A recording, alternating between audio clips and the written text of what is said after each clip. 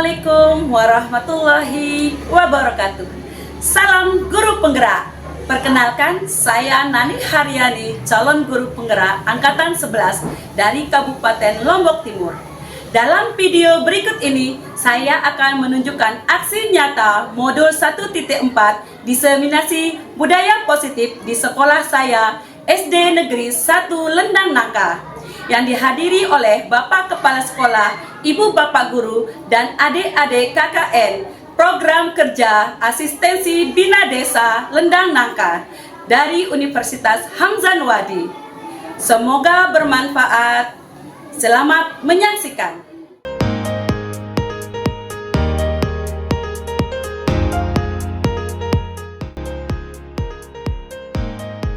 Bismillahirrahmanirrahim. Assalamualaikum warahmatullahi wabarakatuh. Aksi nyata diseminasi budaya positif di SDN 1 Lendang Nangka oleh Ibu Guru Nani Haryani, CGP Angkatan 11 Kabupaten Lombok Timur, Lendang Nangka, 22 Agustus 2024 dengan susunan acara sebagai berikut.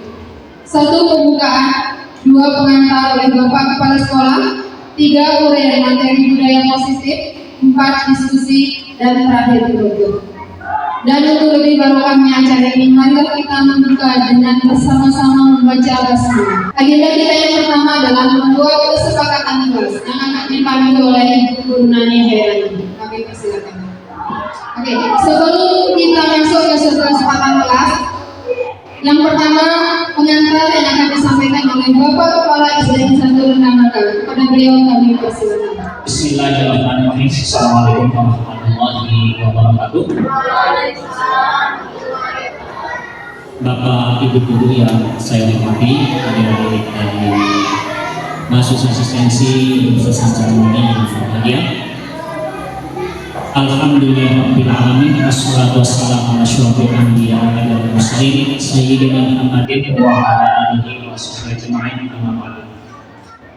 Pertama, mari kita panjatkan puji syukur kepada Allah Subhanahu wa taala pada kesempatan pagi menjelang siang ini kita dapat berkumpul dalam keadaan sehat walafiat lahir batin dalam agenda yang sudah dibesarkan oleh Ibu Nani Haryani, CGP Angkatan 11 tahun 2024. Beliau berplasma dengan persiapan yang begitu matang ini kita syukuri. Yang kedua, sholawat serta salam mari bersama kita haturkan sampaikan kepada junjungan Allah Baginda Rasulullah Muhammad sallallahu alaihi wasallam. Allahumma shalli ala sayyidina Muhammad wa ala ali sayyidina Muhammad. Bapak Ibu peserta diseminasi pada siang hari ini, perlu Bapak Ibu ketahui bahwa kegiatan yang dilaksanakan oleh Ibu Nani Haryani selaku calon CGP pada siang hari ini adalah agenda yang sudah dipersiapkan dan terjadwal dari program kegiatan yang diikuti, dan pada kesempatan siang hari ini beliau akan menyampaikan disimulasi budaya positif khusus aksi nyata modul 1.4. Saya sangat berharap apa yang disampaikan oleh Ibu Nani Haryani ini nanti memberikan pencerahan buat kita semua, karena pada intinya banyak hal-hal positif yang perlu kita terima, apalagi apa yang diikuti oleh Ibu Nani Haryani adalah impian kita semua. Dan alhamdulillah beliau ada lebih dahulu pada kita ini. Kita berharap guru-guru yang lain akan menyusul. Oleh karena itu, tanpa memperpanjang kalam, mari apa yang akan disampaikan dalam kegiatan diseminasi budaya positif di SDN 1 Lendang Nangka pada hari ini, pada Kamis 21 Agustus 2024, sebagai aksi nyata CGP oleh Ibu Nani Haryani, SPDSD, dapat kita ikuti dengan seksama dan menghasilkan hal-hal positif dan memberikan pengaruh maksimal pada aktivitas kegiatan kita dalam melaksanakan tugas pokok dan fungsi kita selaku pendidik di Satuan Pendidikan SD Sebelum Langkah. Mari kita beri dengan seksama dan kepada narasumber pada hari ini Nani Haryani SPSD kami persilakan. Demikian dari saya Guru Mengantar. Billahi taufiq wal hidayah. Assalamualaikum warahmatullahi wabarakatuh. Waalaikumsalam warahmatullahi wabarakatuh. Terima kasih atas komentar yang telah disampaikan oleh Bapak Kepala Sekolah. Selanjutnya kita akan sama-sama ikuti uraian materi budaya positif yang akan disampaikan oleh narasumber kita, yakni Ibu Guru Nani Hairani, CGP Angkatan 11 Kabupaten Lombok Timur. Kepada beliau kami persilakan.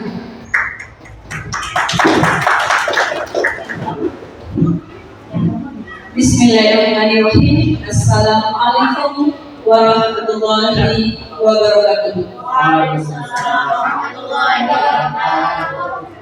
Ya, seperti yang sudah disampaikan oleh Bapak Kepala, hari ini adalah aksi nyata Madrasah Tipat Diseminasi Budaya Positif di SD Negeri 1 Lenangan. Yang terhormat Bapak Kepala Sekolah SD 1 Lenangan, yang saya hormati Ibu Bapak Guru dan staf dan adik-adik kakak yang binaan Desa Lenangan. Ya, pada hari ini seperti yang sudah disampaikan oleh Bapak Kepala Sekolah bahwa saya adalah CGP Angkatan 11 Lombok Timur. Alhamdulillah. Dan sekarang setelah minggu ke-7 di pelatihan pendidikan guru penggerak, ada yang tadi tutup di modul 1.4 itu untuk melaksanakan aksi nyata atau diseminasi budaya positif. Next, adik.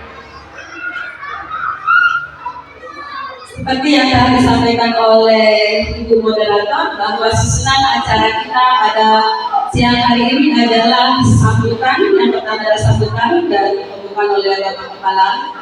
Yang kedua menyusun kesepakatan kelas. Yang ketiga pemaparan materi. Yang keempat diskusi dan tanya jawab. Terakhir adalah Q&A. Dan ucapkan terima kasih atas kesediaan adik setelah bisa meluangkan waktu. Mudah-mudahan kita bisa berbagi di dunia. Mari sebelum kita pemaparan materi, kita buat kesepakatan kelas biar nyaman. Yang pertama ada yang bisa mengajukan kesepakatan kelas biar bisa berjalan aksi kita hari ini.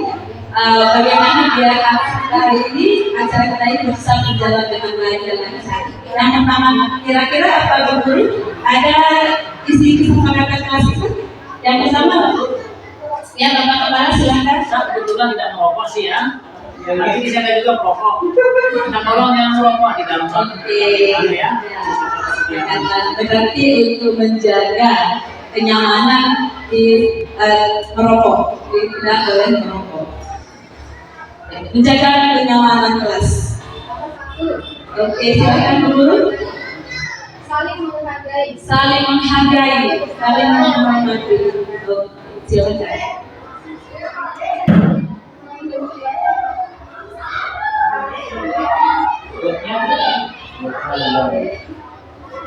Menjaga kenyamanan kelas dengan tidak merokok.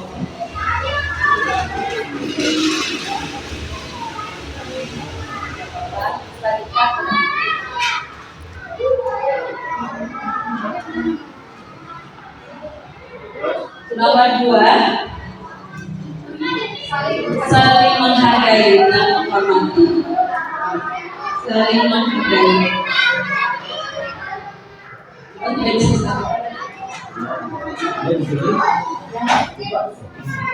Ada yang ketiga? Menjaga kebersihan. Betul, ada ini kesepakatan kelas biar bisa kita nyaman belajarnya. Ada mengikuti tata tertib kelas. Ya, maksudnya jika keluar masuk dengan kondisi ya. Tidak ada SPP ini, Ada? Tidak perlu? Langsung ke pemaparan materi?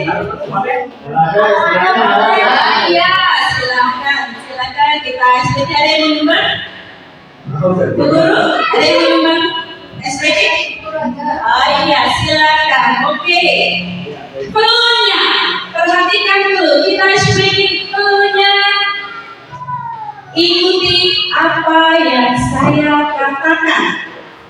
Pelunya adalah ikuti apa yang saya katakan. Sapi ayam. Ayam sapi. Sapi ayam. Berapa banyak sapi? 4.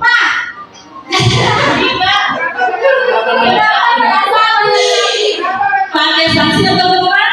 Sanksi. Siapa yang merasa? Ulang lagi, biar fokus.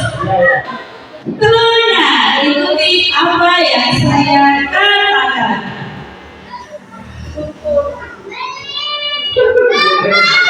Dona golu. Golu. Berapa banyak golu? Oke, bagus. Itu berarti permainan fokus, ya. Banyak sekali permainan fokus. Lagi udah cukup ya, efisiensi waktu. Iya, kita bergerak deh. Next.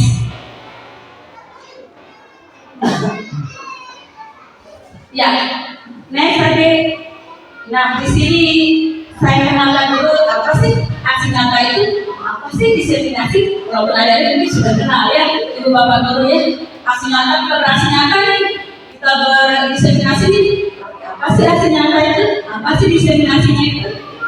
Ya, aksi nyata dan diseminasi. Aksi nyata itu adalah mengimplementasikan atau menerapkan ya, pemahaman terkait dalam hal ini adalah materinya adalah budaya positif. Jadi saya kaitkan dengan terkait budaya positif yang dapat membantu murid belajar dengan aman dan nyaman sesuai dengan filosofi PKD.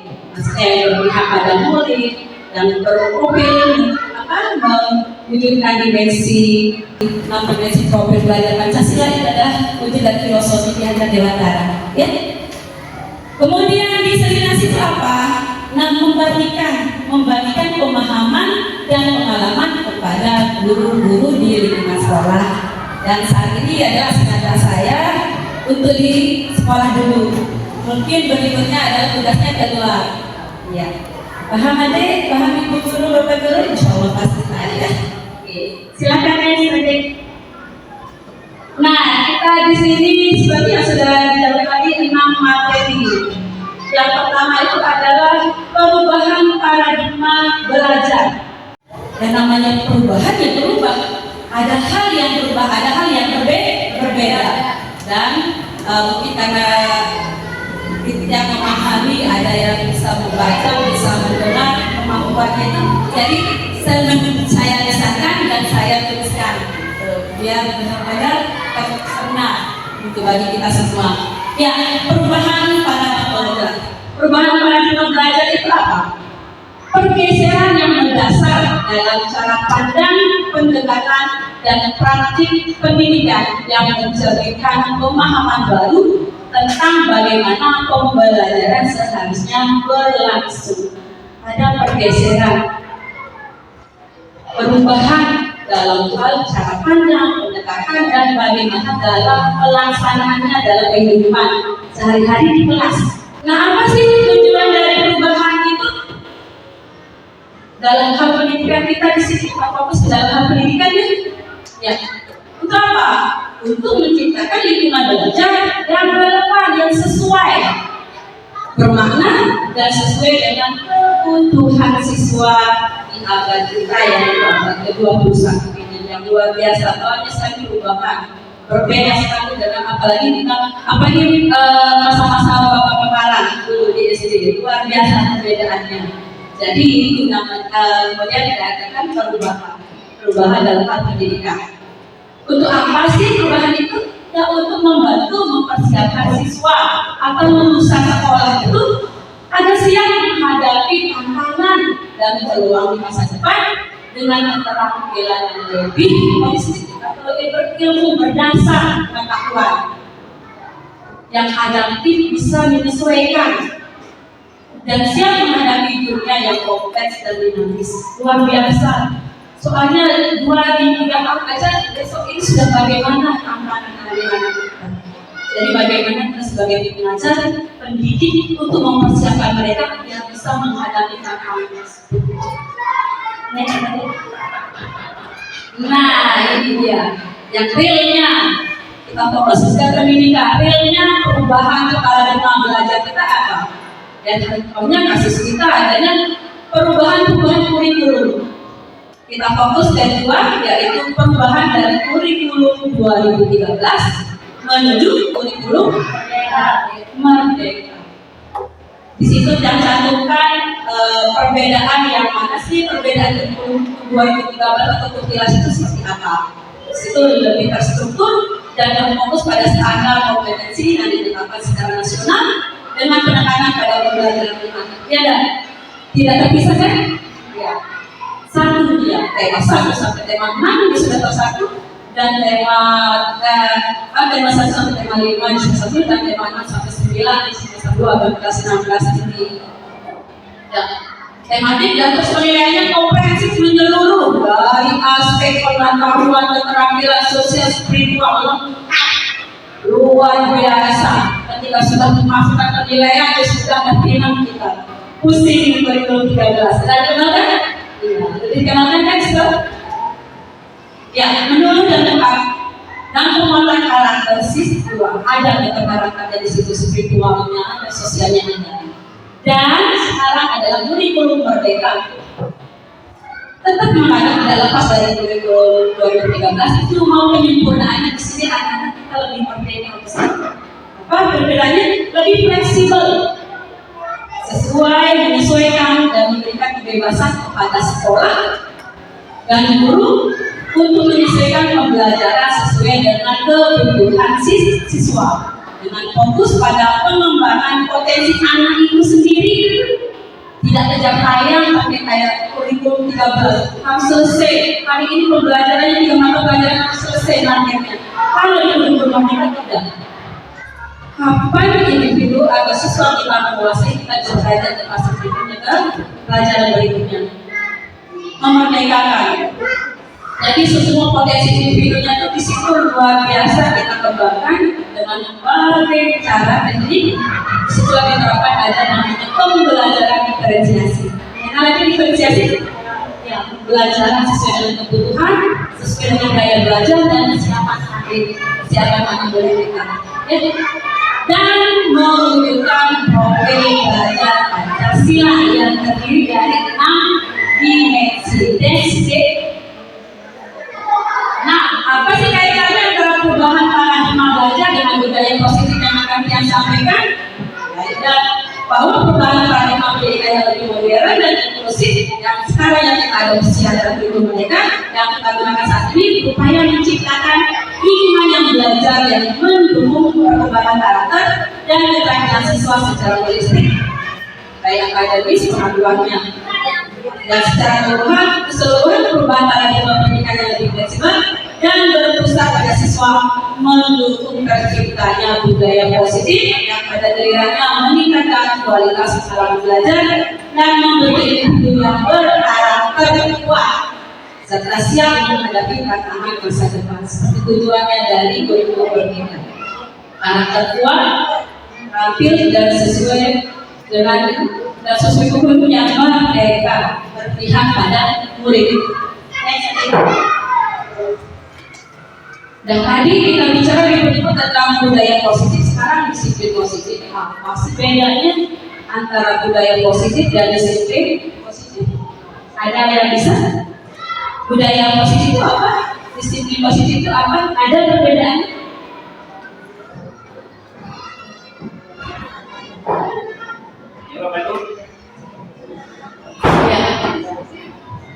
Ya, budaya positif tadi itu adalah suasana suasana atau keadaan dalam lingkungan sekolah budaya. Sedangkan disiplin positif adalah penerapan atau tindakan-tindakan yang bisa kita lakukan untuk menciptakan budaya positif tersebut. Budaya positif itu adalah suasana keadaan lingkungan sekolah itu. Sedangkan disiplin positif itu adalah tindakan-tindakan yang bisa kita ciptakan untuk menciptakan budaya positif. Itu perbedaannya. Dan mana disiplin di sini dalam rangka menciptakan lingkungan positif, salah satu strategi yang perlu kita tinjau kembali adalah penerapan disiplin di sekolah kita, Bapak Kepala.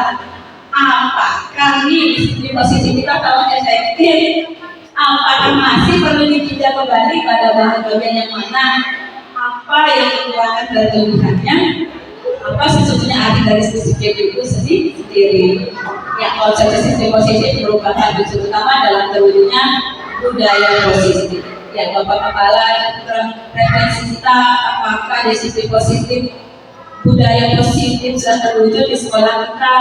Apa kekurangannya, apa kelebihannya, apa yang perlu diperbaiki agar terciptanya budaya positif. Dan luar biasa kepala sekolah kita ini banyak sekali program-program yang diajukan untuk menciptakan budaya positif di sekolah. Pertama ya, kegiatan lebih awal. Kegiatannya lebih awal dilakukan jam 7 sudah mulai kegiatan pagi. Kemudian ada program kita, program literasi, program senam pagi, dan semuanya itu merupakan program-program yang dicanangkan Bapak untuk membina kebiasaan pada anak dalam hal positif atau dalam hal disiplin positif. Dan semuanya memang disiplin positif itu dimulai dari pembiasaan. Setelah pembiasaan, kemudian kita sebagai yang membiasakan harus sebagai guru yang harus sebagai contoh, dan kita sama-sama berusaha untuk menjadi contoh yang baik bagi anak-anak kita. Kenapa? Karena teladan memang yang itu yang pertama. Setelah pembiasaan, teladan, kemudian bagaimana cara kita mengontrol agar disiplin positif itu tetap berjalan. Sehingga ada kesadaran dari diri kita sendiri dulu, kemudian kepada lingkungan kita, yaitu anak didik kita. Next saja. Kata disiplin sering juga dihubungkan dengan kamu tidak disiplin, ada hubungannya.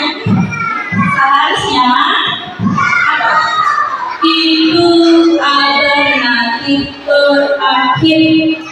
Jangan pernah, kalau bisa jangan pernah dilakukan, jangan disandingkan dia dengan hubungan sanksi Bapak Kepala. Kalau kita menerapkan disiplin, dan di sini luar biasa materi di aksi nyata di modul 1.4 ini tentang budaya positif ini, saya ketika belajar tentang budaya positif seperti tertampar. Luar biasa banyak hal yang membuat kita bercermin, oh saya ada di sini, berarti apa yang saya lakukan keliru. Dan kita kupas, luar biasa kita dapatkan di mudah-mudahan bisa nyampe ya bagi kita sendiri dan bagi yang lain. Ya, dalam budaya kita mana kita disiplin, di mana ini jadi sesuatu yang dilakukan seseorang pada orang lain untuk mendapatkan kepatuhan. Dan kepatuhan itu biasanya kita peroleh dengan cara satukan dengan hukuman atau sanksi. Dan hal itu kalau bisa jangan pernah dilakukan keadaan dia hari apa bagaimana menurut bagaimana bisa kita disiplin kalau ada hukuman dan takut mereka ada caranya. Dimakai silakan. Next. Ya, di sini kita kutip dulu dari Bapak Hajar Dewantara, Bapak pendidikan kita, bahwa di mana ada kemerdekaan, disitulah harus ada disiplin yang kuat. Sungguh pun disiplin itu bersifat self-disiplin, yaitu kita sendiri yang mewajibkan kita dengan sekeras-kerasnya, tetapi sama saja sebab kita tidak cakap melakukan self-disiplin, wajiblah penguasa lain yang mendisiplin diri kita. Dan peraturan demikian itu harus ada di dalam suasana yang berbeda. Ki Hajar Dewantara, pemikiran konsepsi kita dalam sikap merdeka cetakan 5 2013 halaman 470. Ini kutipan dari Ki Hajar Dewantara. Ada isi dari pernyataan beliau. Mulai disiplin itu mulai dari mana? Diri kita sendiri. Jika tidak bisa kita disiplin, ada pihak luar yang mendisiplinkan kita. Itu yang kita tangkap. Mungkin secara struktural, anak-anak yang didisiplinkan adalah guru. Guru pun ada struktur ke atasnya didisiplinkan oleh bapak kepala. Bapak kepala pun ada yang mendisiplinkan beliau. Ada yang mendisiplinkan beliau siapa? Ada ikatan struktural untuk mendisiplinkan. Jika disiplin itu tidak berasal dari kita sendiri, ada yang berusaha mendisiplinkan kita. Next, ya, ini kita ambil lagi dari saluran dari pemikiran luar, pemikir pendidikan luar, yaitu Diego. Pemikiran ini sejalan dengan beliau, yaitu di bukunya Spectrum School Discipline 2001. Dia menyatakan bahwa arti dari kata disiplin berasal dari bahasa Latin, yaitu disiplina, yang artinya belajar. Kata disiplin juga berasal dari akar kata yang sama dengan disiplin atau murid atau pengikut. Untuk menjadi seorang murid atau pengikut, seseorang harus paham betul alasan mereka mengikuti suatu aliran atau ajaran tertentu, sehingga motivasi yang terbangun adalah motivasi intrinsik, bukan ekstrinsik. Kita garis bawahi yang kalimat yang terakhir. Kita disiplin, kita melakukan sesuatu pasti ada alasannya. Pasti ada alasannya, dan itu membuat kita termotivasi dari dalam untuk mengerjakan atau melaksanakan sesuatu. Ya tidak, pasti ada alasan motivasi. Dan diharapkan pelaksanaan disiplin positif itu berasal dari dalam diri kita sendiri dulu. Jangan disiplinkan orang. Kalau kita sendiri belum disiplin, dan itu membuat saya tertampar juga, dan ingin selalu berusaha untuk mendisiplinkan diri kita. Berkoar-koar mau disiplin, harus ini anak itu harus ini itu. Tetapi kita sendiri yang sebagai contoh figur yang dilihat oleh anak belum juga disiplin. Malu ketika membaca seperti ini, malu, terasa malu. Kenapa kita aja yang anak kita baik, murid kita baik, disiplin, taat sama kita, tapi kita sendiri membangkang, tidak melaksanakan aturan itu. Tertampar yang pertama. Ya, sehingga motivasi yang terbangun adalah motivasi intrinsik yang berasal dari dalam diri sendiri. Adik-adik sebagai pendidik, sama-sama soalnya, apalagi ibu-ibu luar biasa banyak senggol kiri kanan jumudi. Ya, tapi itu tidak menjadi alasan. Pasti setiap kesulitan itu pasti ada jalan keluar. Bagaimana cara kita mencari jalan keluar itu agar bisa mewujudkan kedisiplinan. Malu sama anak, ya itu daya tepatnya dari saya. Malu sama anak dilihat. Selalu mudah-mudahan kita berusaha, selalu berusaha yang terbaik. Walaupun masakan belum dari rumah tidak. Motong, gosok makanan dan ingat yang berarti cepat nyampe ke sekolah. Mari dari presentasi waktu, adik udah ngomong lagi. Silakan kalian angkat saja lihatnya. Silakan next. Nah, apa sih kita terapkan disiplin positif itu apa? Ini dia. Sebagai pendidik, adik-adik saya, ya sebagai pendidik tujuan kita adalah menciptakan anak-anak atau murid kita yang memiliki disiplin diri sehingga mereka bisa berperilaku dengan mengacu pada nilai-nilai kebajikan universal dan memiliki motivasi intrinsik bukan ekstrinsik. Garis bawahi nilai-nilai kebajikan universal. Motivasi intrinsik sudah, motivasi ekstrinsik sudah. Ya, ekstrinsik itu adalah dari luar. Kita di sisi karena ada aku pada dari pihak luar. Sekarang ada nilai-nilai kebajikan universal. Next slide. Apa sih nilai-nilai kebajikan universal itu? Ya, silakan bisa bantu membaca tuh guru biar tidak mengantuk. Nilai-nilai kebajikan universal. Ya, silakan membantu. Nilai-nilai kebajikan universal adalah nilai-nilai atau prinsip-prinsip dia yang yang diambil seseorang seperti yang dikemukakan oleh Dr. William Blaser pada teori kontrol, menyatakan bahwa setiap perbuatan memiliki suatu tujuan. Dan selanjutnya Liani dosen mengemukakan bahwa dengan mengaitkan nilai-nilai kewajiban yang diyakini seseorang, maka motivasi itu akan terbangun sehingga menggerakkan motivasi dari dalam untuk dapat mencapai tujuan dia yang diinginkan.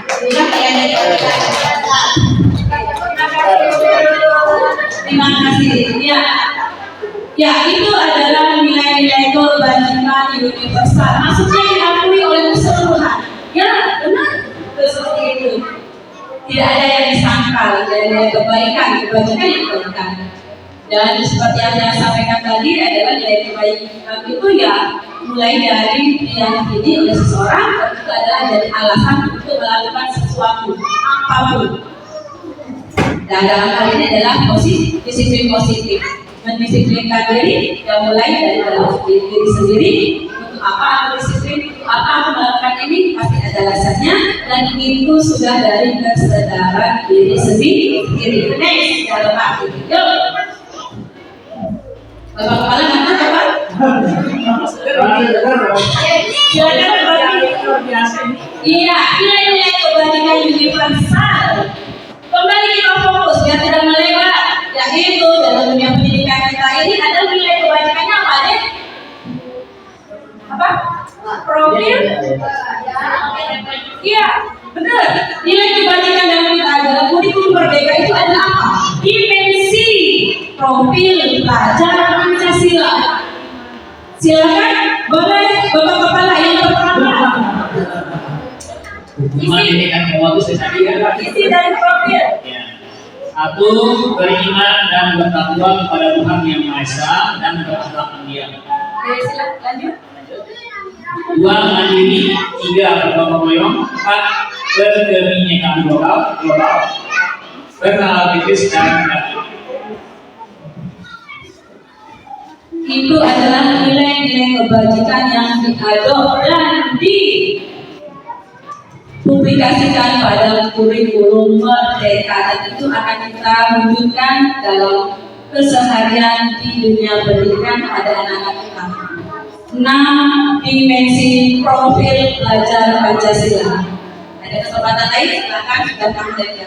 Ya, efisiensi waktu.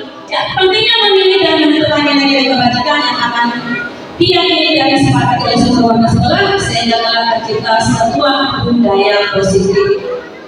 Cuma itu aja bisa. Setiap instansi, setiap kelas ada. Boleh kita buat nilai-nilai kebajikan, misalnya saling menghormati, tanggung jawab, amanah, apapun.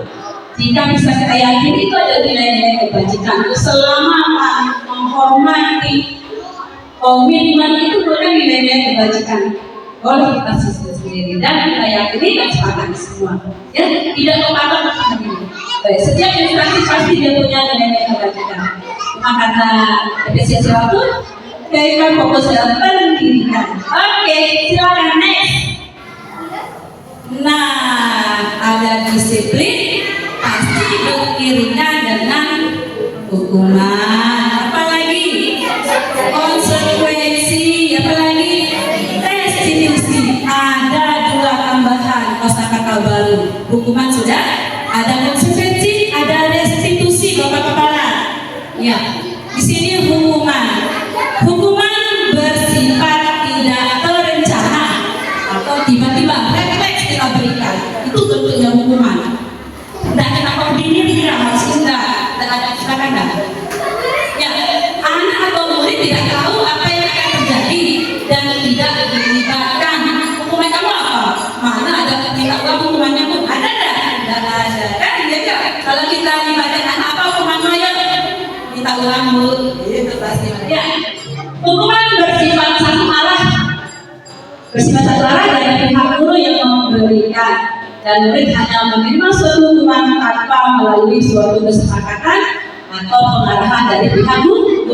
Baik, sebelum ada sesuatu hukuman yang diberikan bisa berupa fisik maupun psikis murid. anak disakiti oleh suatu perbuatan atau kata-kata, kudu sedih. Kita sudah melakukannya loh. Jangan lagi ada seperti itu. Apalagi bisa berupa fisik maupun psikis, ini luar biasa. Kita akan didendam. Sampai sekarang bapak-bapak dan bapak mungkin ada yang didengar oleh beliau. Siapa yang pernah menghubungi beliau pasti. Karena saya sampai sekarang pun ketika saya di PPN di SMP sampai detik pun masih segar mendengar. Semua guru SMP SMA saya senang menghubungi saya. Dan sampai sekarang masih segar, siapapun orangnya, sampai tidak bisa lupa satu huruf kata pun namanya tidak saya lupa. Siapa yang pernah memberikan dukungan kepada saya. Nah, itu efek kalau kita memberikan dukungan pada anak kita.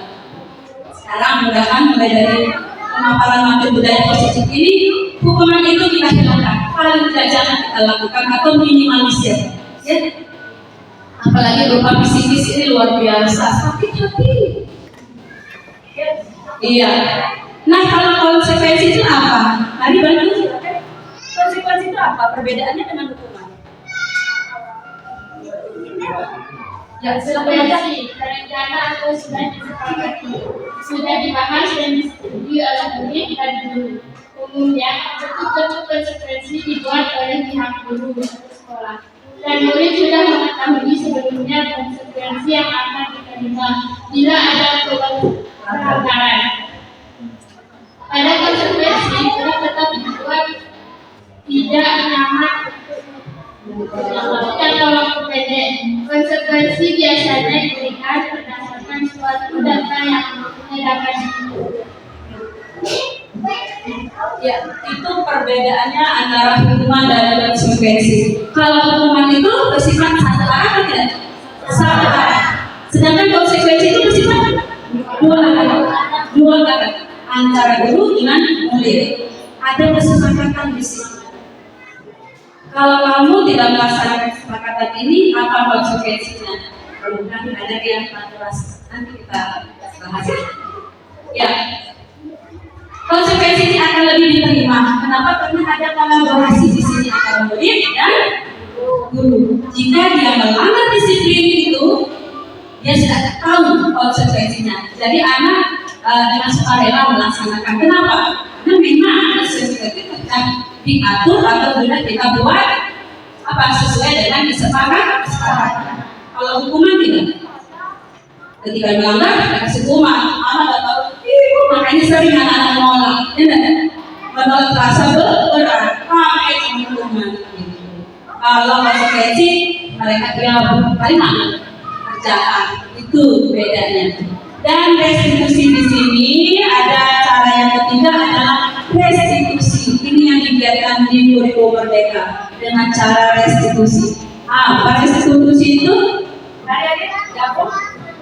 Oke, biar aku ya, materinya buang. Restitusi adalah proses menciptakan kondisi bagi murid untuk memperbaiki kesalahan mereka, sehingga mereka bisa kembali pada kelompok mereka dengan karakter yang lebih kuat. Ya, restitusi. Langkah ketiga. Restitusi itu adalah langkah ketiga dalam mendisiplinkan anak. Ini luar biasa catatannya. Lebih tinggi dari konsekuensi. Kenapa? Karena di sini anak kita tuntut yang melakukan kesalahan dengan dia sendiri memperbaiki kesalahan. Kesalahan itu dia bisa sendiri solusinya bagaimana. Jadi kita sebagai guru hanya mengarahkan saja.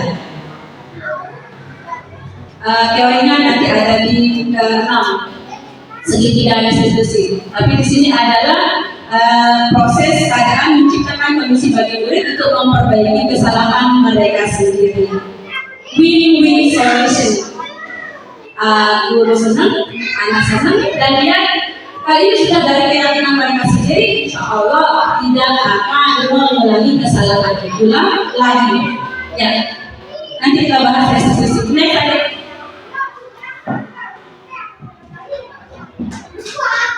Kita masuk ke materi. Nah, kita jawab soal yuk. Ya, bapak-bapak ini Di modul yang itu soalnya luar biasa, sampai 16 halaman, 16 navigasi. Oke, ambil inti sarinya saja ya. Oke, di sini antar pilihannya adalah hubungan atau konsekuensi. Kita mulai dari Pak dulu. Kira-kira yang pertama nih, ingat ya, konsekuensi itu, oh ya, misalkan konsekuensi itu dua arah. Kalau hukuman bersifat satu arah. Kira-kira yang pertama, lari mengelilingi lapangan 2 kali karena terlambat hadir di sekolah. Kira-kira hukuman atau konsekuensi sih? Hukuman. Apa jawabannya? Hukuman. Oke, kita dulu ya. Iya. Ada bisa diketik tadi? Hukuman bisa diketik tadi? Di layarnya yang pertama hukuman, yang kedua ada. Yang kedua bisa dibaca, Ustaz? Ya. Menggantikan atas tugas teman yang telah dicoret-coret. Kira-kira hukuman atau konsekuensi? Kira-kira hukuman atau konsekuensi? Menggantikan atas tugas teman yang telah dicoret. Nah, ini konsekuensi. Oke, bungkus ya. Belum kita jawabannya ya, benar-benar ya. Ada efisiensi waktu. Apa? Jadi goyang ya, biar nggak ngaku ya. Yang ketiga, kalau yang ketiga. Catat satu sekali dari minggu setelah lagi karena sudah membantu. Kira-kira hukuman atau konsekuensi ya?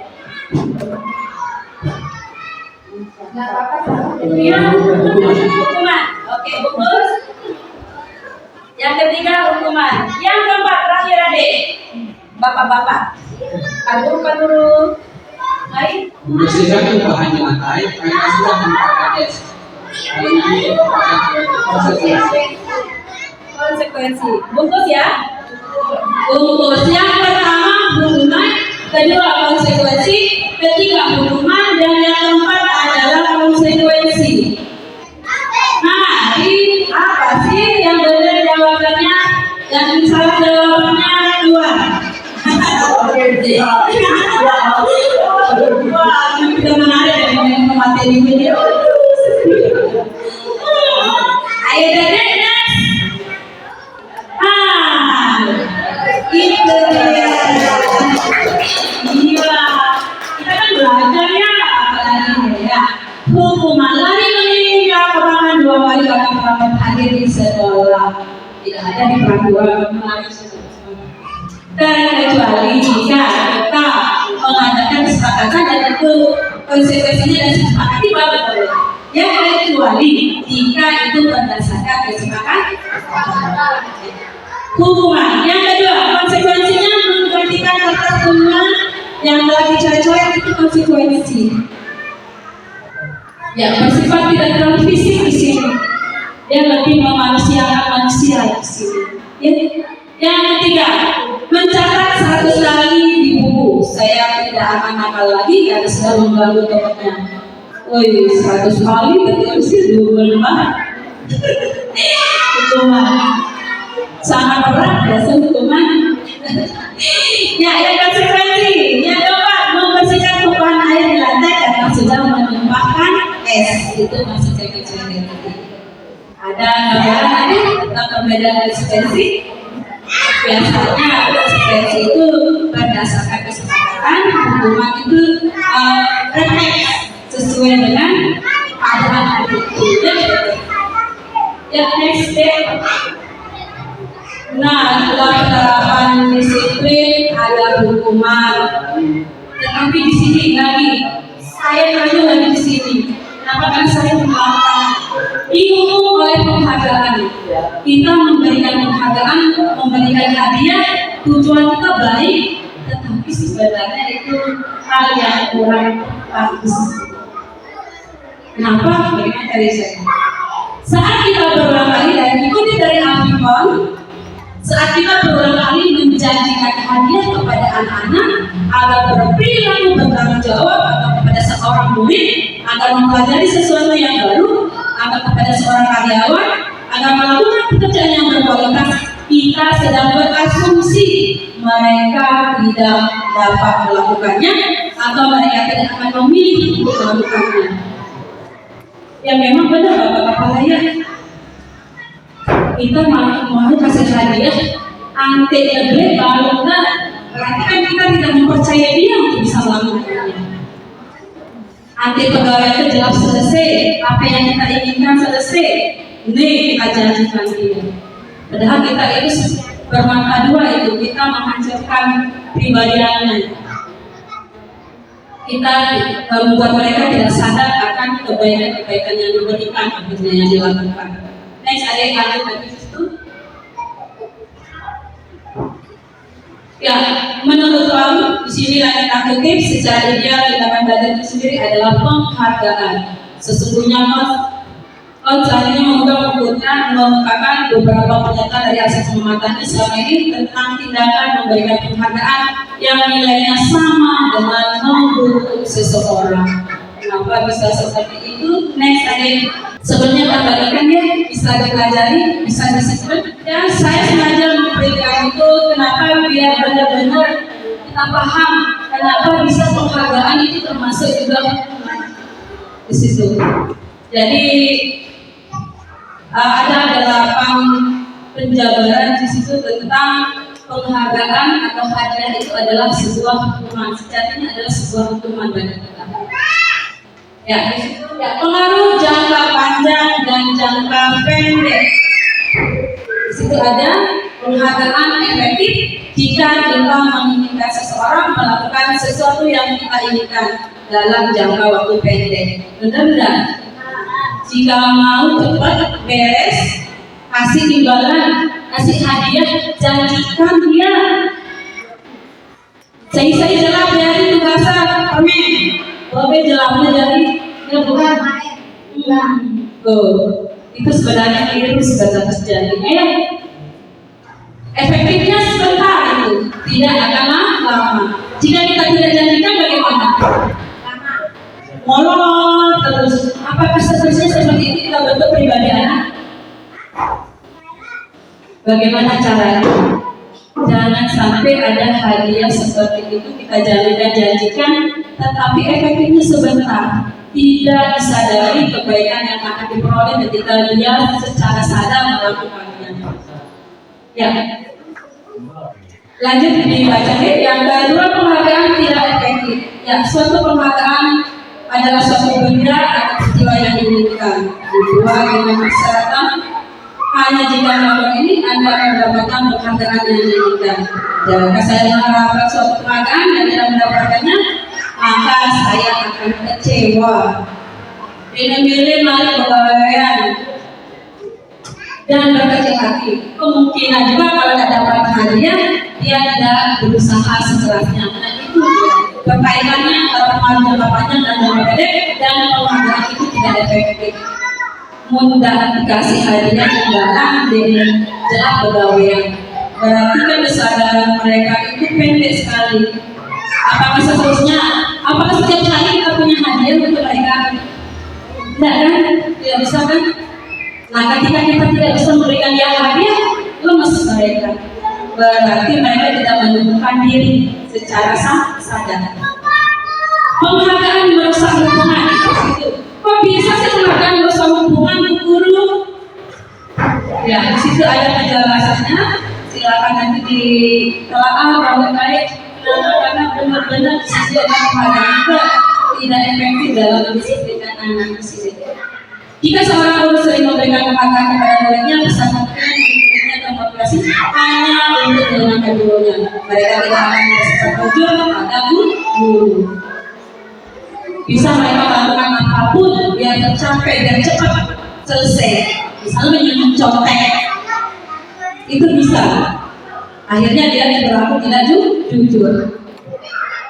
Terus, jika dikasih penghargaan yang itu aja yang dapat penghargaan, yang lain bagaimana? Mau ngecel minta gambaran ke sate, meniat dan sebagaimana yang nggak bisa. Upayakan itu, kita harus menghargai. Ketika membuat atau memberikan seorang anak penghargaan, hargai yang lain yang kira-kira tidak akan merasa iri. Nanti irinya kadang berusaha dengki, jadinya dia akan menghancurkan atau memfitnah temannya. Itu dia efeknya juga, merusak hubungan. Dicibir-cibir temannya yang dapat hadiah. Nanti upayakan ibu ketika memberikan penghargaan bagi anak, silakan berikan penghargaan sesuai dengan kemampuan kompetensi yang ada di anak. Misalnya anak ini rajin tetapi dia akademiknya lemah, silakan kita adakan penghargaan untuk itu. Jadi yang lemah akademiknya bisa dapat hadiah, yang tinggi akademiknya pun dapat hadiah. Yang baik yang suka membantu itu juga dikasih penghargaan. Tetapi yang pandai-pandai dan bijak ketika memberikan penghargaan. Ya, penghargaan menurunkan kualitas, penghargaan mematikan kreativitas, penghargaan mendukung dan motivasi dari dalam diri. Keyakinannya untuk melakukan sesuatu tanpa hadiah itu rendah. Melakukan sesuatu dengan kesadaran itu rendah. Jadi bagaimana berupaya agar mereka tidak bergantung pada penghargaan berupa benda, materi, berupa pujian, itu usahakan secara bijak. Next slide. Silakan nanti materi tentang penghargaan dilanjutkan, insya Allah bisa dipahami. Ya, kita ke materi yang ketiga, motivasi perilaku manusia.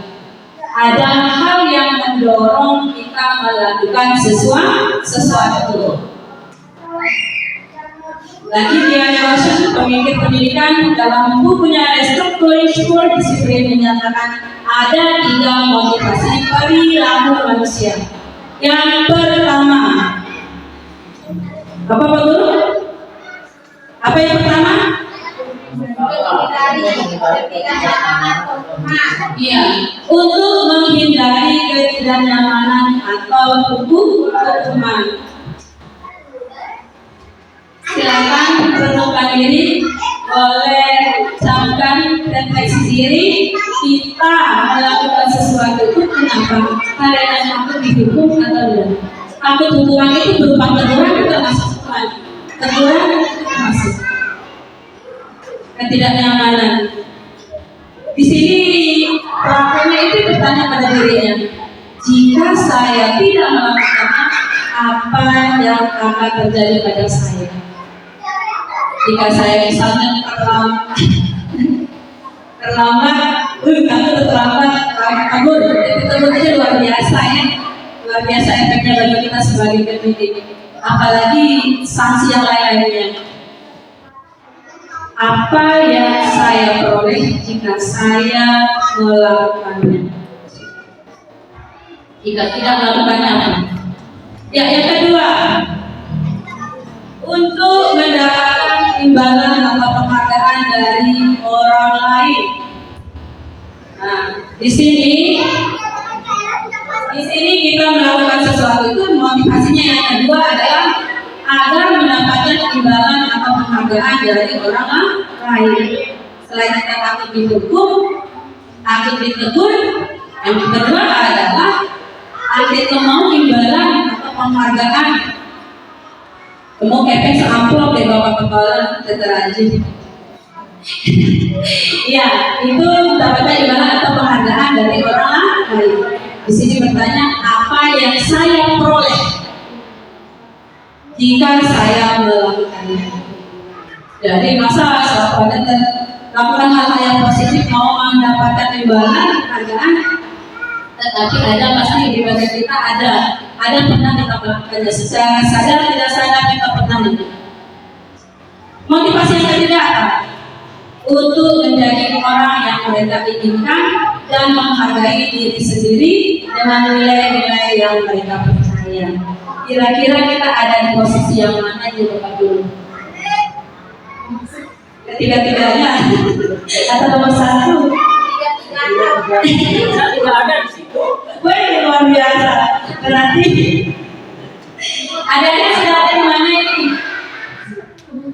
Di mana saya Nomor 1 ya, dapatnya masih sebagai mahasiswa dapatnya.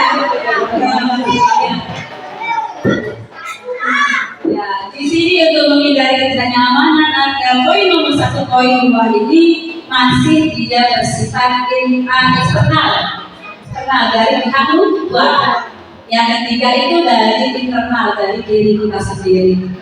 Berusaha biar bisa mencapai yang nomor 3, kita melakukannya berdasarkan kesadaran. Dan kita mulai dari diri kita baru ke anak. Tapi tidak munafik, ini pernah sering banget untuk tidak ditegur, terus ada terajum dan ada situ. Pasti proses ini ada, tetapi kita sama-sama berusaha agar bisa mencapai proses yang ketiga. Apalagi kita sebagai pendidik adalah dituduh dan ditiru. Next slide. Ya, ini tingkatan terakhir. Oh iya, silakan kita baca ulang untuk menghindari ketidaknyamanan atau hukuman. Silakan Bapak-bapak. Bisa dibaca? Bisa. Mau dibacakan? Bacanya berapa? Untuk menghindari ketidaknyamanan atau hukuman adalah tingkat terendah dari motivasi perilaku manusia. Biasanya orang yang motivasi perilakunya untuk menghindari hukuman atau ketidaknyamanan akan bertanya, apa yang akan terjadi apabila saya tidak melakukannya? Sebenarnya mereka sedang menghindari permasalahan yang mungkin muncul dan berpengaruh pada mereka secara fisik, psikologis maupun tidak terpenuhinya kebutuhan mereka. Bila mereka tidak melakukan tindakan tersebut, motivasi ini bersifat eksternal. Jelas saja ya? Jelas Ibu Guru? Ya. Secara fisik, psikologis itu teguran-teguran itu atau ada yang menjangkat kita, ada yang bullying kita dari belakang, itu termasuk. Ya. Next ya. Untuk mendapatkan imbalan tenaga dari orang lain, ya ada tingkatannya, naik sedikit kan dari yang pertama. Di sini dia melakukannya, tapi kenapa berdasarkan imbalan yang pertama?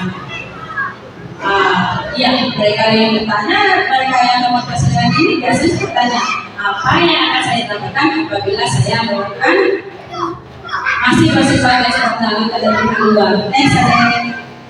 Dan ini yang ketiga, untuk menjadi orang yang aktif dan menghargai diri sendiri dengan nilai-nilai yang mereka percaya, yakin bahwa mereka akan ini untuk ini dengan kesadaran sendiri, tetapi tanda petik nilai-nilai kebajikan bukan keburukan.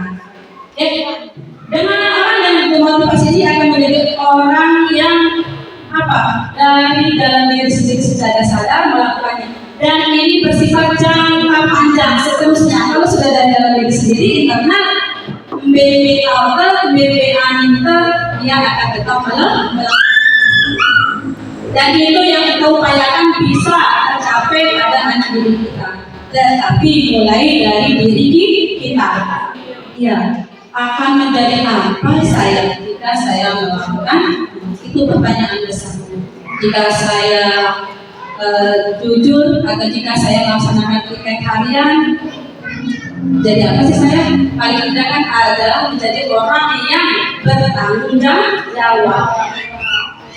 Orang yang bertanggung jawab karena tiket hariannya, orang yang suka kebersihan, itu intinya. Ya, berarti dia sudah yakin sadar bahwa yang kebaikan yang dilakukannya itu sangat berefek atau dari dalam diri sendiri. Yang ini bersifat internal dari dalam diri sendiri, bukan pihak luar. Ini yang kita terapkan. Next date. Nah, tujuan secara keseluruhannya ini adalah mencoba pada diri kita, pada anak didik kita untuk menanamkan motivasi yang ketiga, Bapak. Akur Bapak? Ya, berasal dari kesadaran diri sendiri. Untuk menghargai diri sendiri dengan nilai-nilai yang mereka percaya. Ada hukuman, ada hadiah yang tidak peduli. Mereka tetap melakukannya. Kenapa? Karena mereka sudah yakin apa yang akan mereka peroleh. Kebaikan dari dalam diri mereka sendiri. Tasari hukuman, tasari imbalan, tasari ujian, hadiah, itu tidak dipikirkan, tetapi dia sudah dari dalam sendiri. Itu yang kita tahu juga dalam dunia pendidikan. Next. Nah, kita mulai ke materi yang keempat, kebutuhan dasar manusia. Ada di situ aja. Ekspresi. Oke, silakan. Silakan berdiri.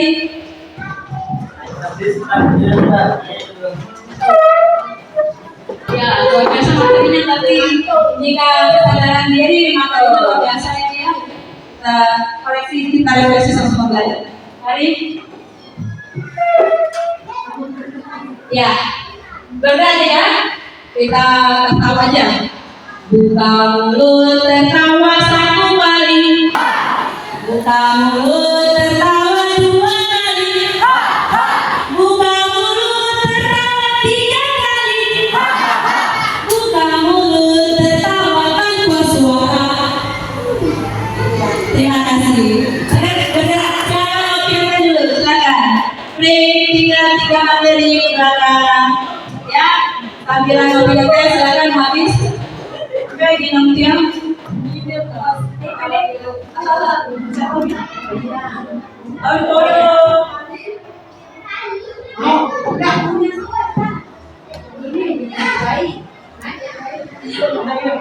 Ya, lanjut aja kalau makan dulu, sampai slow biar bisa.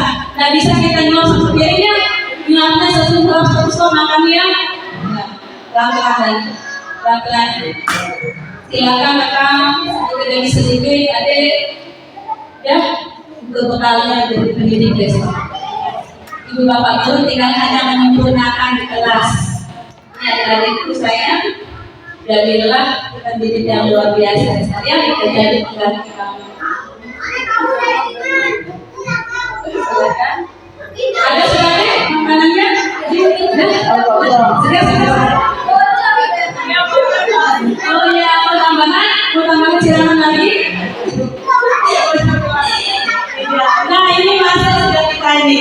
Keempat, kebutuhan dasar manusia. Berarti itu kebutuhan dasar manusia ada sudah. Yang dipilih sama yang jelas. Termasuk.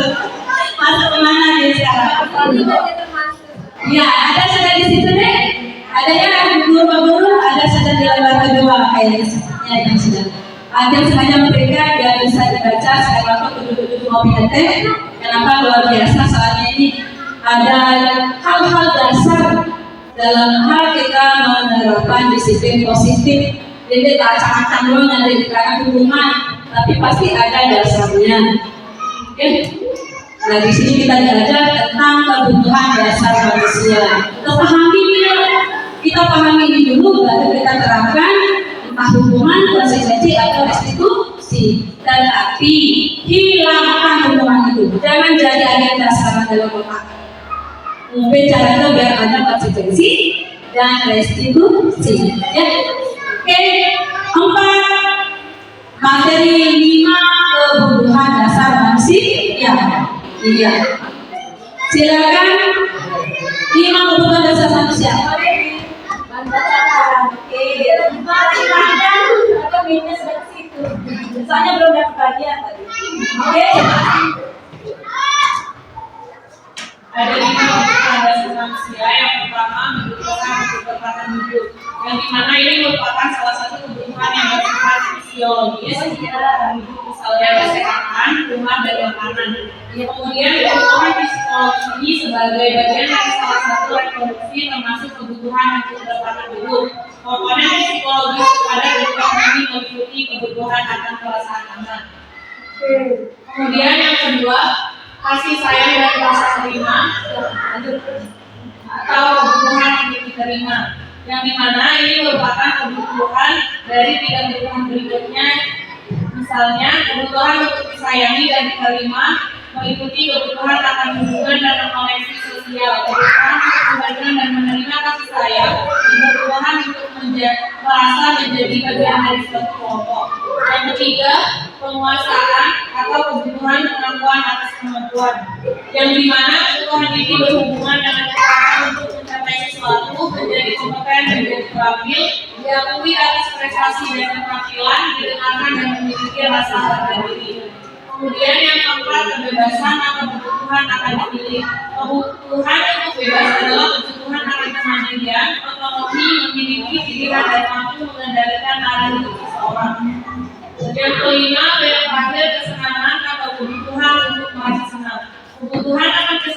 adalah kebutuhan untuk mencari kesenangan, bermain dan tertawa. Bayangkan saja hidup tanpa kenikmatan apapun betapa menyenangkan. Betul kan? Oh, yang baca di note sih teman-teman. Dirangkum semuanya itu sehari. Iya, luar biasa. Sudah dijelaskan 5 kebutuhan dasar manusia. Sudah dijelaskan, dibawakan, dan silakan dicermati di teks yang sudah terbagikan ya. Itu 5 kebutuhan dasar manusia yang dibawakan itu sifat fisiologis kebutuhan dasar itu. Kesehatan, makanan, minuman itu berbentuk fisik. Kasih sayang dan rasa diterima itu psikologis. Di sini penguasaan kebutuhan kemampuan sama ini masih berbentuk psikologis. Kebebasan psikologis, kesenangan psikologis. Yang berbentuk fisik adalah yang poin nomor 1. Kebutuhan bertahan hidup, makanan, minuman, berkembang biak asalnya juga termasuk kebutuhan. Next adik, karena sudah dijelaskan oleh ibu adik juga disebutkan apa?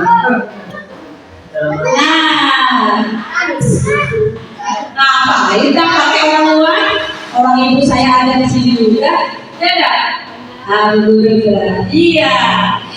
Sambil ketawa juga kita ngerti Kopi. Ya, ini untuk memperjelas dari materi kebutuhan dasar, dan kita kuliahnya ya kita pakai ya biar paham ya. Nah, di sini pertanyaan pemakai kasusnya nih. Ibu Sumi, guru wali kelas 3 SD Negeri 1 Nanaka, sedang bingung menghadapi ulah salah satu murid di kelasnya, Doni. Nah, ini apa orang murid ini soalnya udah setelah anaknya. Ayo makan betul dulu nih. Lalu aku tahu yuk. Beberapa anak dipastikan ada padanya dan menemukan Doni yang seringkali meminta uang belanja mereka dengan paksa. Berarti dia marah. Ya, ini kasus. Ya, silakan kasus. Jika Anda menghadapi situasi seperti Ibu Sumi, apa yang akan kita lakukan? Menurut Anda, kira-kira apa alasan Doni melakukan hal itu? Next, adik kita akan contoh. Oke, senyum-senyum adik. Nah, di sini lagi ya kita jawab soal. Nggak boleh takut salah. Ini juga belajar. Ada pernyataan Doni dan orang tuanya tidak memberikannya uang belanja yang cukup. Kira-kira kebutuhan dasar apa itu? Satu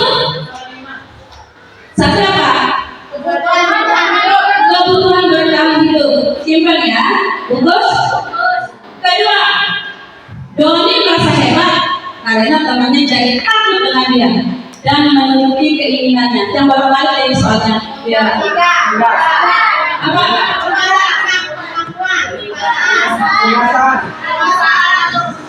Penguasaan. Bungkus. Yang ketiga, Doni merasa senang temannya jadi memperhatikan dia dan melaporkannya ke guru atau ke orang tua Doni. Memperhatikan, kata bacanya di sini memperhatikan. Kasih sayang. Simpan, bungkus. Next, bungkus. Oke, berarti ada masuk dalilnya ya, masuk ilmunya ya, alhamdulillah. Yang keempat, Doni merasa kesal dengan uang belanja yang kurang sehingga ia tidak bisa bebas membeli jajan yang disukainya. Bebasan. Bungkus. Next, Doni melakukannya karena iseng saja dan dia menikmati ekspresi wajah teman-temannya yang kesal karena dimintai uang belanjanya, dan menurut dia ekspresi teman-temannya itu lucu. Bagaimana anaknya gak ngebantu dari kota tuh buat mereka dan apa? Kesenangan. Pertama, kebutuhan dasar bertahan hidup. Kedua, penguasaan atau apa? Penguasaan. Yang ketiga, kasih sayang. Keempat, kebebasan. Kelima, kesenangan. Bungkus. Ada kasih jawabannya deh. Next.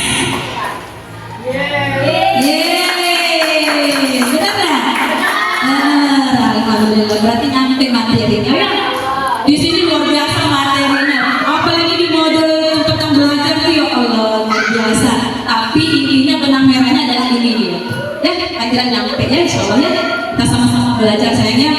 Oke, nyampe ilmunya. Iya, itu dasar makanya jangan cepat-cepat marahin anak, pakik anak, tanya dulu alasannya. Jadi berarti dia melakukan ini kenapa? Karena ada kebutuhan dasarnya yang tidak terpenuhi. Bagaimana solusinya? Tanyakan pada anak tersebut. Bagaimana cara mereka mengatasi masalah yang dihadapi. Jadi dua tahun lalu ngomong ngasih anak rumah, tanyakan duduk yang baik-baik. Nah nanti di situ nanti diajar lagi tentang restitusi itu, ya? Tidak ada malam-malam. Tapi intinya adalah karena ada 5 kebutuhan dasar itu, ada salah satu atau 2 kebutuhan dasarnya yang tidak terpenuhi sehingga ia melakukan sesuatu hal yang salah, melanggar aturan atau disiplin sekolah peraturan sekolah. Ya, next lagi. Oh yang 5. Nah, setelah ada pelanggaran pasti ada posisi kontrol di sini. Ada tindakan kita sebagai guru, sebagai pendidik. Kemana kita taruh diri kita? Posisi kita di mana ketika anak melanggar aturan, melanggar disiplin atau peraturan sekolah. Di sini kita diajar lagi. Ada di sini? Ada? Oh ya, kasih ada di sini. Yang pertama apa? Penghukum. Yang kedua, pembuat merasa bersalah. Yang ketiga, teman. Yang keempat, pemantau. Yang kelima, manajer. Sekarang sini coba mungkin ada di sini. Oh iya di sini. Next tambah ilmunya lagi ya. Itu dibaca ya. Tidak ada oleh-olehnya ya. Tidak ada kenyang di perut. Tidak kenyang masih harus. Alhamdulillah kenyang. Ya soalnya kasihan ini ilmunya banyak terus tidak di ini bagus. Ini dia kita posisi di mana? Ini dia yang pamer. Bukain ya sudah bukain. Ada ya? Oke, ambil ilmunya deh ya. Ya, baca-baca ya. Berarti ini bekal utama kita dari buku adik ini biasanya. Ini kan bisa saja. Soalnya ada 3 buku yang ini deh ya, adanya ya. Nah, refleksi diri adik, refleksi diri sebagai guru. Kita sebagai apa di sini?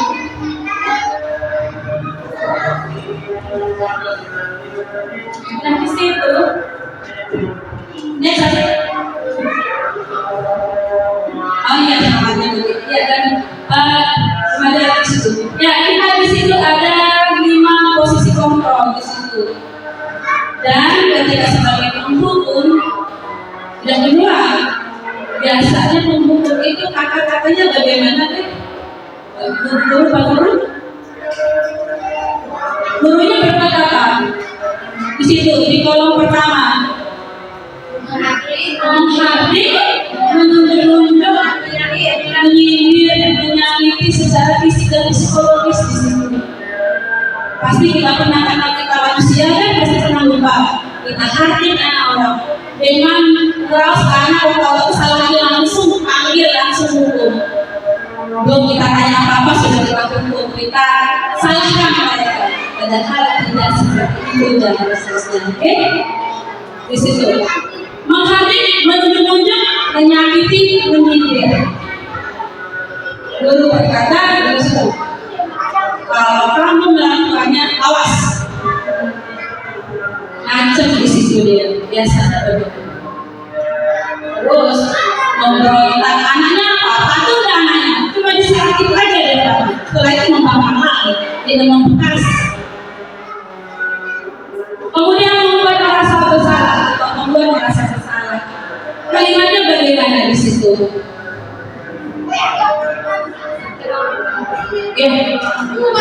Berceramah menunjukkan rasa kecewa. Aduh anakku, saya pendiri. Kenapa terus begitu terus dilakukan? Nggak sedikit, nggak ingin orang tua. Kenapa makin nggak sayang diri? Kayak di masa anak itu ditunjuk salah. Jadi anakku nggak sendiri lagi, jangan. Gitu. Ya. Terus di situ kamu sudah mengecewakan ibu bapak, rasanya begitu. Dan kecewakan orang tuanya sudah dikasih pendidikan yang bagus, tapi kamu seperti ini, kayak jadi punya perasaannya di situ. Itu membuat rasa besar. Next, bagaimana di sini agak lebih belok dan sudah mulai naik levelnya di sini. Kita sudah naik ke yang identitas satu pemukul dan membuat salah ini masih dia identitas gagal. Anak itu merasa menjadi pihak yang salah, pihak yang gagal. Pihak yang gagal itu adalah anak, sejatinya adalah gurunya di situ bagaimana menyikapinya. Dan membangkitkan spirit atau motivasi dari anak itu bangkit. Kalau identitas berhasil, dari sudah masuk kita ke teman. Nah, di situ apa imannya? Lakukan untuk ibu bapak. Saya lebih milo. Kita seperti melakoni dia sebagai teman. Ada yang negatif, ada yang positifnya sih sebagai teman itu. Kenapa? Kalau dari guru itu yang ada yang baik dan taat tidak dipatuhi biasa. Gurunya itu doang disayang, guru yang lain diabaikan. Itu dia biasanya. Jelasnya silakan bagi. Yang keempat, pemantau. Nah, lagi naik levelnya ke pemantau dan manajer. Bapak-bapak insya Allah sudah berpihak ke manajer. Karena ke pemukul bapak gimana? Karena dia, nah saya pemantau di sini dia menanyakan, kita sudah mulai dia membawaannya ke dua pihak di sini, pemantau dan manajer ini. Dia ada komunikasi dua arah di sini. Dan kalimatnya pun lebih halus dan gimana? Next, dari contoh kita lihat aja untuk penjelasannya. Oke. Ya, di sini dari kalimat posisi kontrol. Kira-kira yang nomor 1, Pak Guru, silakan patuhi aturan saya.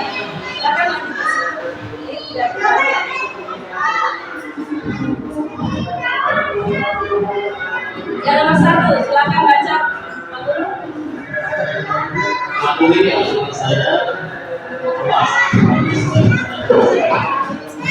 Posisi kontrol yang dilakukan Pak Guru apa kira-kira? Sebagai pembuku, sebagai pembuat merasa bersalah, penghukum. Ada yang lain? Kita bagus? Terus ya. Yang kedua, Ustaz. Ibu sangat kecewa sekali dengan kamu.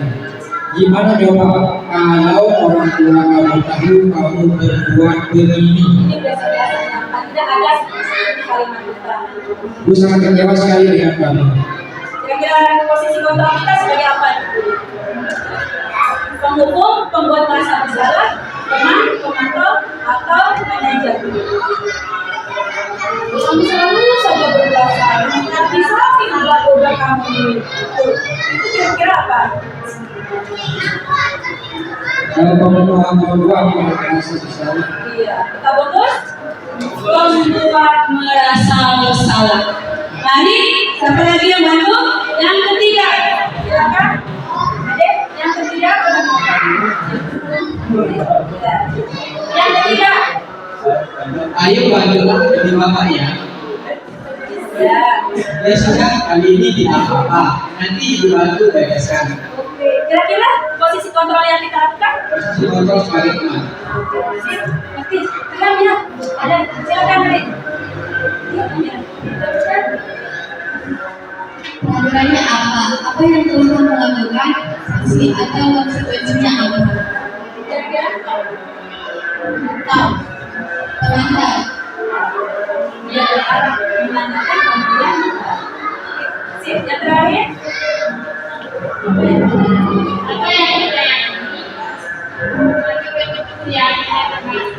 apakah kamu punya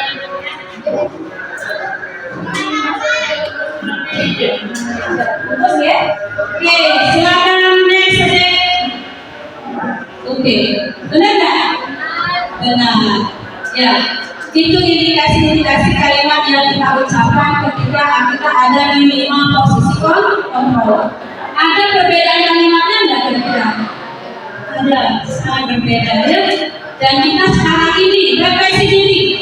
Kita ada di posisi kontrol yang mana? Bu Guru, kira-kira nih kita ada di posisi kontrol di mana, Bu Guru? Masih di mana?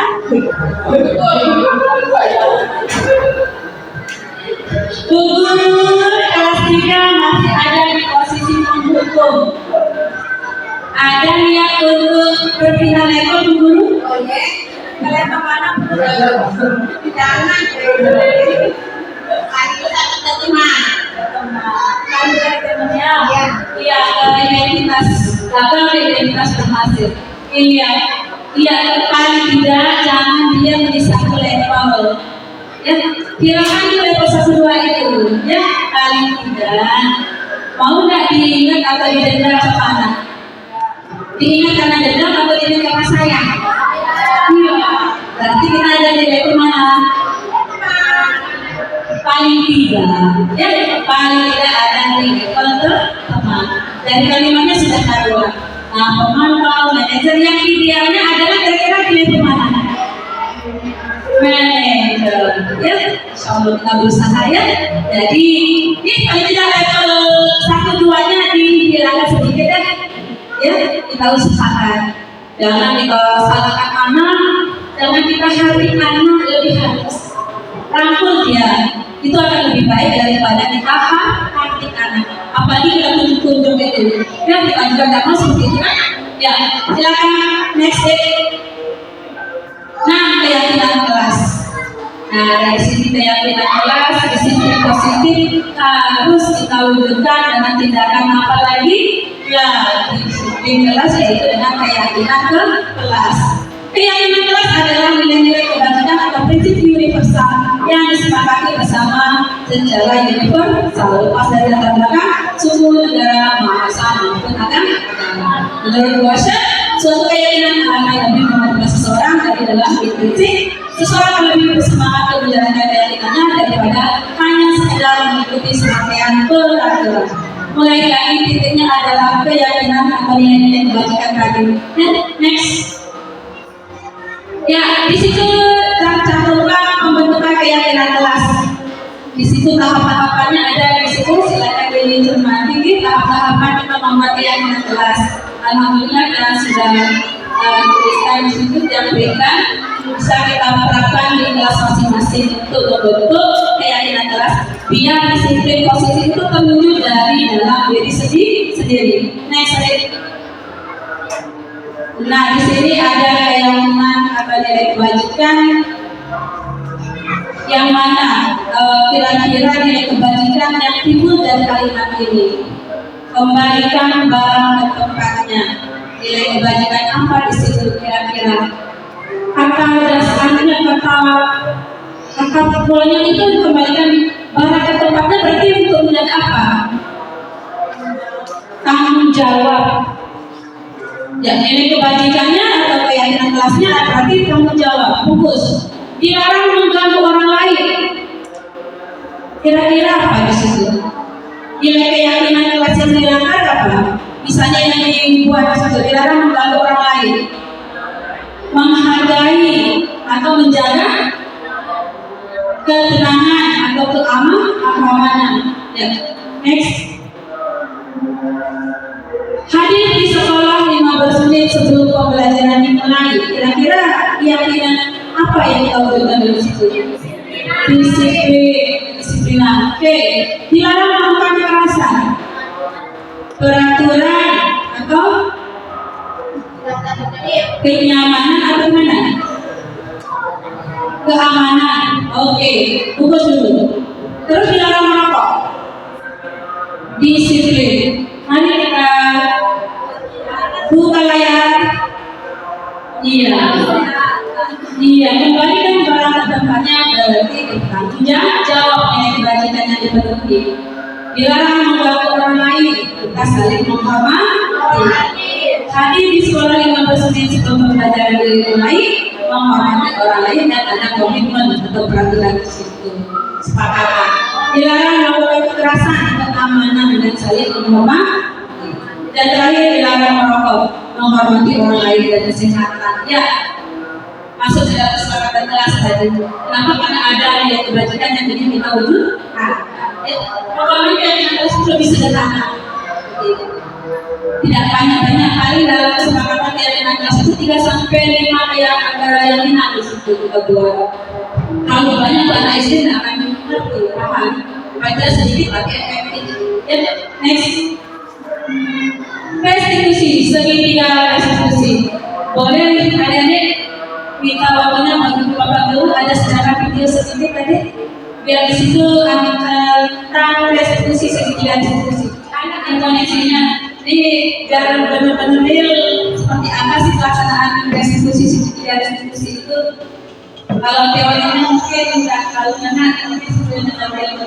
Jadi koneksi antara materi ini seperti SSB yang terakhir seperti apa sih pelaksanaan restitusi itu dengan posisi kontrol di sini ada langsung kita sebagai apa pendukung kan, sebagai teman kan, atau kontrol sebesar. Nah, nggak apa-apa ya videonya namanya anak dilibatkan ya. Cuma 6 biji yang tersisa nantinya waktu kemarin dia apa ya? Oh dia pramuka. Dan di sini kita mencoba melaksanakan restitusi posisi kontrol sebagai ya paling tidak memantau di sini. Nah di situ restitusi lagi dikatakan memperbaiki yang digunakan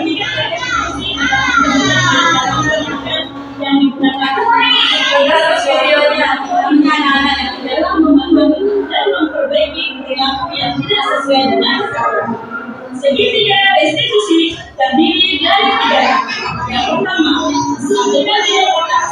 Yang kedua, validasi keadaan dan menyatakan keyakinan atau menciptakan keinginan untuk memperbaiki. Berikut adalah contoh skenario segitiga restitusi dalam kasus seorang siswa melanggar aturan kerapian berpakaian di sekolah. Selamat menyaksikan. Amatiran, gak apa-apa ya. Intinya, isinya materinya.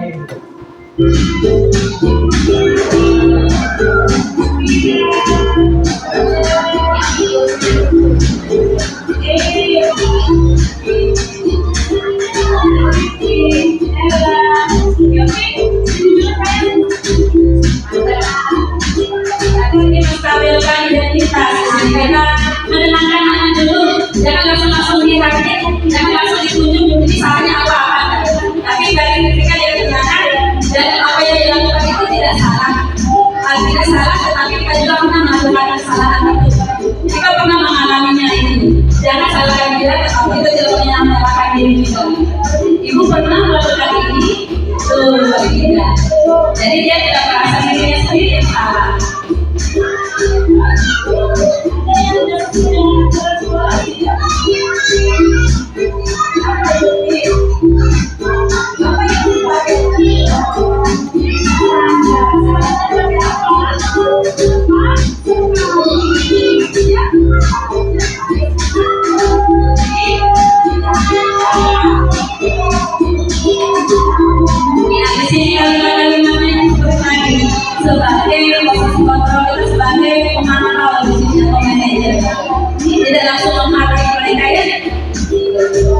Ada kalimat-kalimat bahasa yang baik yang nama diterima sama anak. Nah, bagi keadaannya masih kesalahannya. Apa aturan yang dilanggar?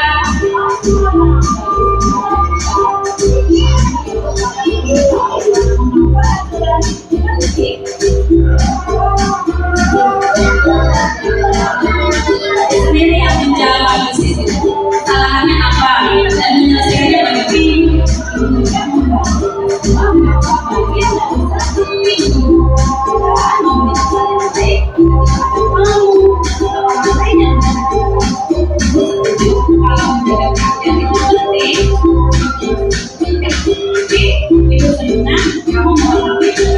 bagaimana? Bagaimana caranya memperbaiki dirinya agar tidak diulang lagi?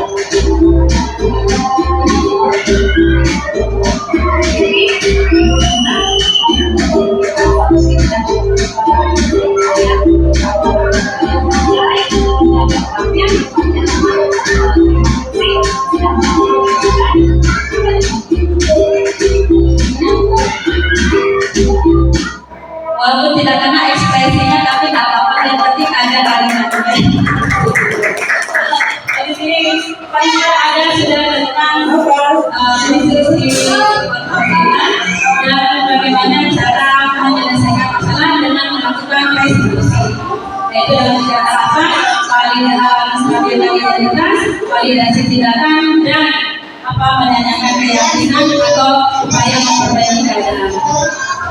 Bapak boleh kenakan aja ya, intinya sama suka.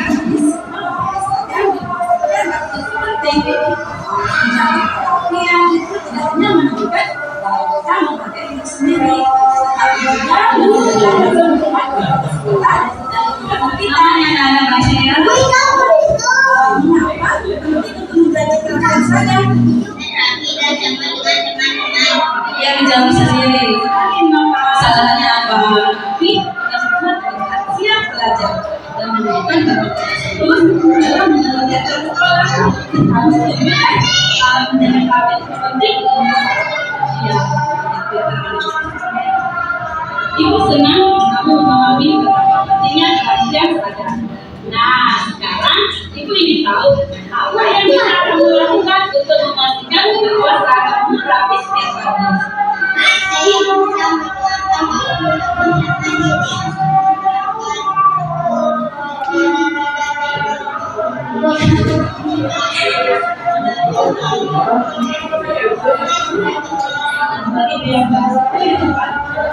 Bagaimana kalau kita mulai dari ini?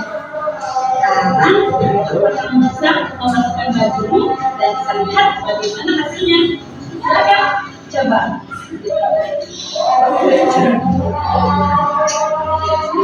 Di sini kita dituntut berekspresi sebenarnya ketika melakukan kesalahan itu nggak apa-apa, tapi kan namanya anak-anak dan kesalahan yang penting teks kali ini nggak ada teks ulang nih, langsung ambil langsung jalan. Itu sekarang melakukan kamu terlihat lebih rapi dan siap untuk belajar.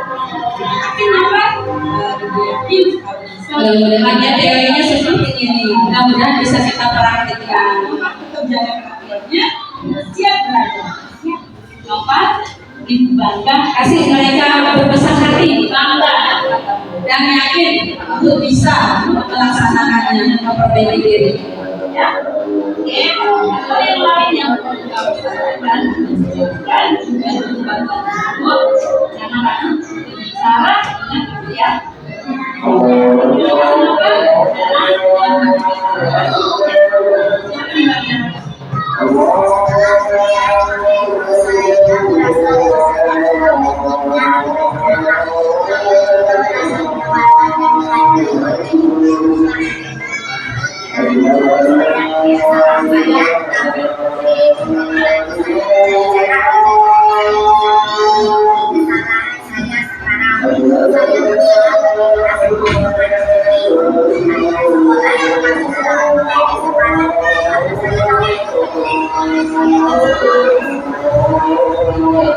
Demikian penerapan segitiga restitusi dalam menyelesaikan setiap permasalahan.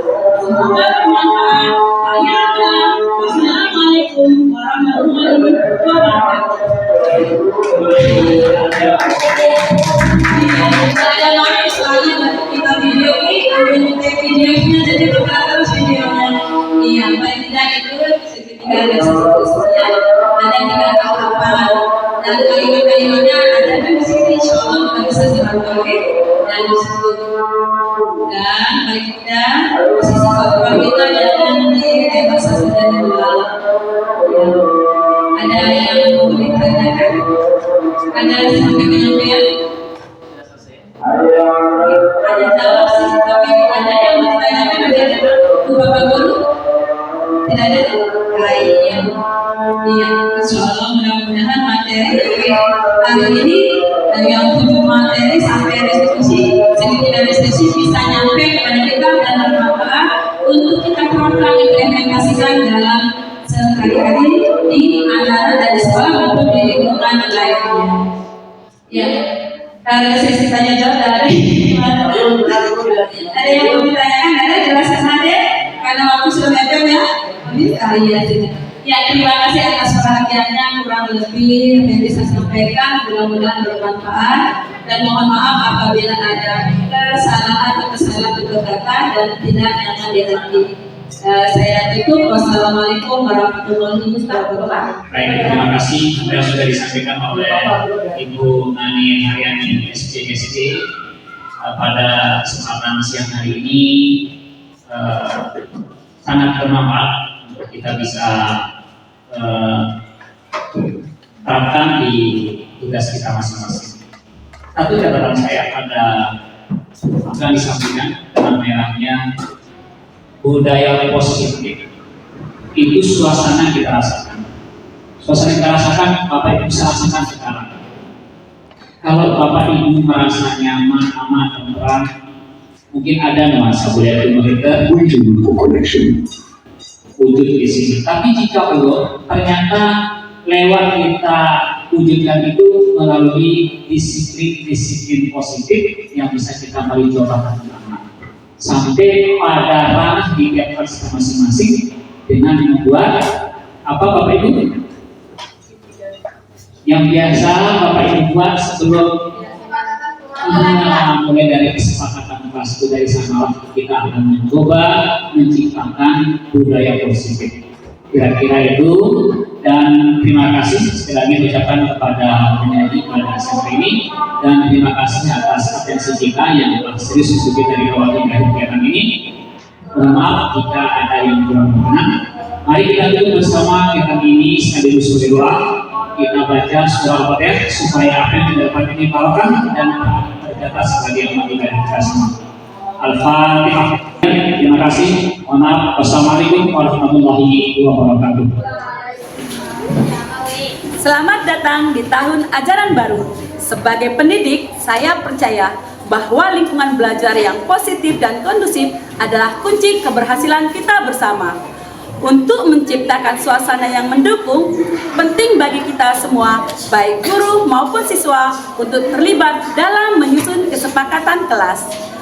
Berikut video ketika saya dan siswa saya berdiskusi dan berkolaborasi dalam menyusun kesepakatan kelas. Selamat menyaksikan.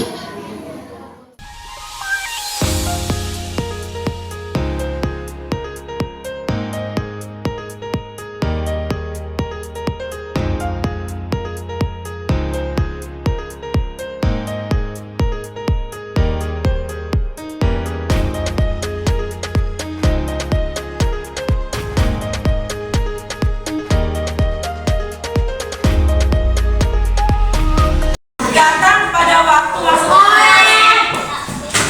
datang tepat waktu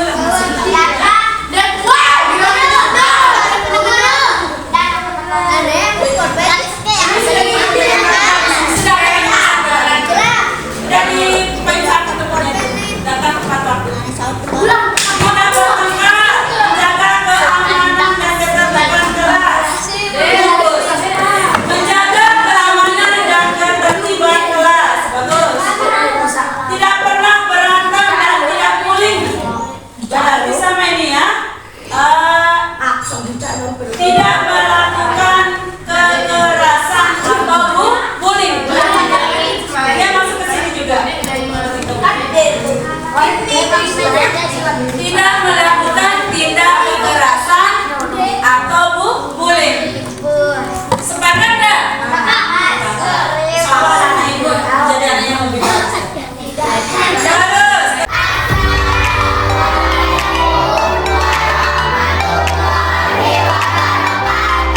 Kami kelas 6 telah menyusun kesepakatan kelas untuk mewujudkan kelas impian kami yang aman, nyaman, dan menyenangkan. Kesepakatan kelas yang telah kami susunkan disepakati adalah: 1. Disiplin waktu dengan cara datang ke kelas tepat waktu dan siap belajar. 2. Kebersihan kelas.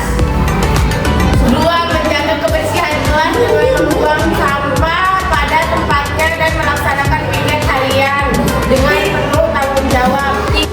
3. Saling menghormati, menerapkan budaya 5S, senyum, salam, sopan, sapa, sopan, dan santun. Mendengarkan ketika orang lain berbicara. 4. Saling membantu dan bekerja sama. Bekerja sama dalam kelompok dan baik, dan saling membantu jika ada dengan kesulitan. 5. Tidak melakukan kekerasan dan perundungan. Tidak akan melakukan kekerasan fisik,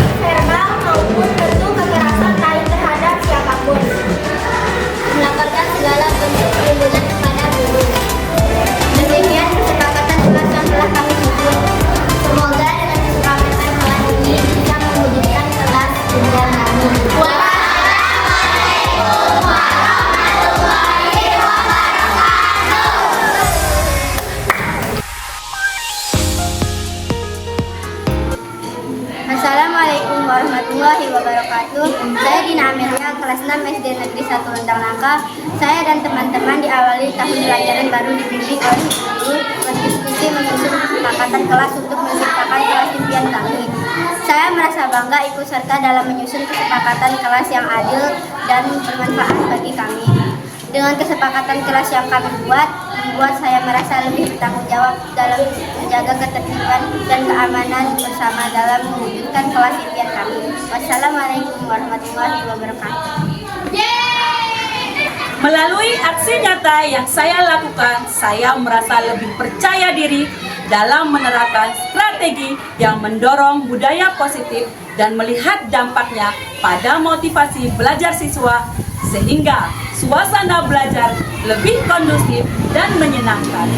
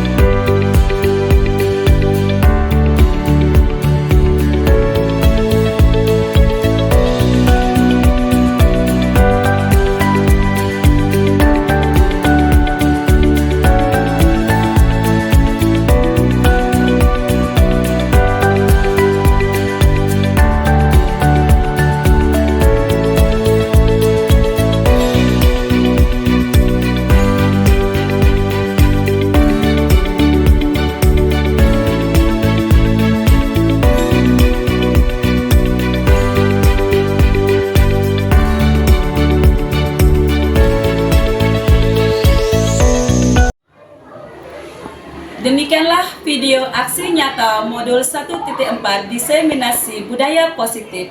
Semoga menginspirasi. Akhirul kalam, wassalamualaikum warahmatullahi wabarakatuh.